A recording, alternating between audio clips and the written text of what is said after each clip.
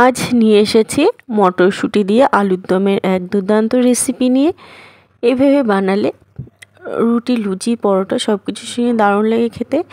তো শীতকালে শুরুতে প্রচুর পরিমাণে মটরশুঁটি পাওয়া যায়। এই মটরশুঁটি দিয়ে আলু এইভাবে একবার রান্না করে দেখবেন, খুবই ভালো লাগবে খেতে। তো এর জন্য প্রথমে আমি একটা কড়াইতে সর্ষের তেল গরম করে নিয়েছি। তেলটা গরম হওয়ার পর দেখুন আলুগুলো আমি ছোট ছোট আলু দুভাগ করে কেটে নিয়েছি কিছু। এবার আলুগুলো আমি তেলের মধ্যে দিয়ে দিলাম।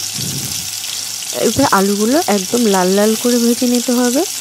আমি যেহেতু এখানে আলুগুলো সিদ্ধ করে নিই, ওই জন্য আলুগুলো ভাজা করে নিতে হবে। আলুগুলো ভাজতে ভাজতে আমি কিছু মটরশুঁটি ছাড়িয়ে নিয়েছি আর একটা মশলা করে নিয়েছি। একটা তাওয়া গরম করে 1 চামচ জিরে দিয়ে দিলাম, 1 চামচ মৌরি, 1 চামচ ধনে আর 2টো শুকনো লঙ্কা আর কিছু গোটা গরম মশলা দিয়ে দিলাম।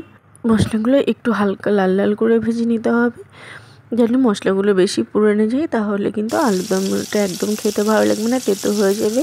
এদিকে দেখুন আলুগুলো একদম ফ্রাই হয়ে গেছে, লাল লাল করে ভাজা হয়ে গেছে আলুগুলো। এবার আমি নামিয়ে নেব।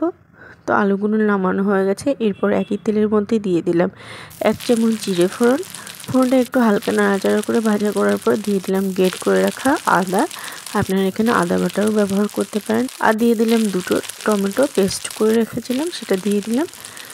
এরপর রঙের জন্য দিয়ে দিলাম 1 চামচ হলুদ গুঁড়ো আর 1/2 চামচ কাশ্মীরি রেড চিলি পাউডার। এবার এই সমস্ত মশলাকে আমি ভালোভাবে কষিয়ে নেব। এখানে আমি আর কোনো গুঁড়ো মশলা ইউজ করব না, যেহেতু একটা মশলা করে রেখেছি, ওই মশলাটা দিয়ে আমি আলুর দমের রেসিপিটা করব। তো এরপর দিয়ে দিলাম ছাড়িয়ে রাখা মটরশুঁটিগুলো মশলাটা দিয়ে ভালোভাবে কষিয়ে নেব। যাতে কষানোর সঙ্গে সঙ্গে মটরশুঁটিটাও একটু সিদ্ধ হয়ে যায়। তো এরপরে ভেজে রাখা আলুগুলো আমি দিয়ে দিলাম। আলুগুলোর সাথে মশলাটা একদমই কষিয়ে নেব, যাতে সমস্ত মশলাটা আলুর সাথে মাখো মাখো হয়ে যায়, একদমই কষানো হয়ে যায়। এই কষানোর উপরে কিন্তু আলুর দমের টেস্টটা ভালো আসে। দেখুন আলুটা একদম মশলার সাথে কষানো হয়ে গেছে।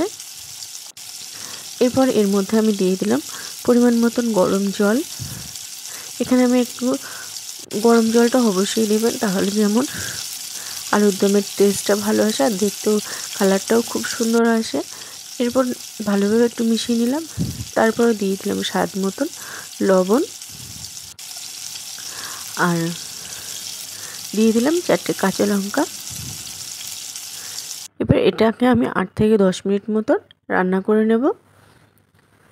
দেখুন 8 থেকে 10 মিনিট পরে একদমই ঝোলটা কমে এসছে, আলুগুলোও সিদ্ধ হয়ে গেছে, রান্নাটা হয়ে এসছে। এবার দিয়ে দিলাম 1/2 চামচ চিনি। চিনিটা দিলে এখানে স্বাদের ব্যালেন্সটা ভালো হয়। আর দিয়ে দিলাম ভাজা করে রাখা মশলার গুঁড়ো দিয়ে আমি ভালোভাবে নাড়িয়ে চাড়িয়ে মিশিয়ে নিলাম। আরও 2 থেকে 3 মিনিট মতন আমি এটাকে রান্না করে নেব। আমি এখানে আর কোনো গরম মশলা ইউজ করব না। তো বন্ধুরা, রেডি হয়ে গেল মটরশুঁটি দিয়ে আলুর দমের এই রেসিপি। এটা খেতে খুবই দুর্দান্ত হয়ে যায়। আমি এখানে কড়াইশুঁটির কচুরির সঙ্গে এটাকে সার্ভ করছি। কড়াইশুঁটির কচুরি রেসিপিটা পরের ভিডিওতে আপলোড করব। তো বন্ধুরা, আলুর দমের রেসিপিটা আপনাদের কেমন লাগলো অবশ্যই কমেন্ট করে জানাবেন।